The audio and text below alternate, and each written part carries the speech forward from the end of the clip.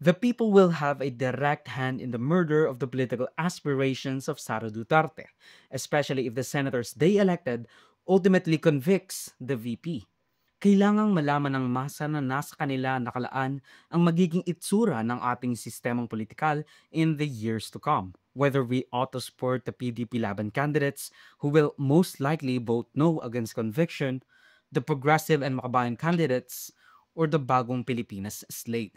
Ultimately, the senators must remain impartial and vote with their conscience or review the arguments and evidence and convict if it is all beyond reasonable doubt.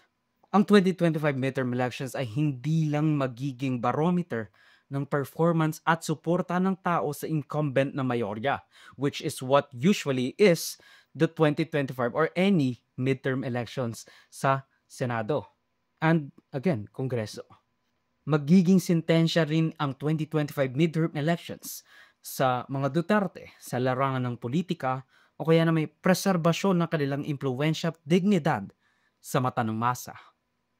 Unless it, bites Marcoses in their butts.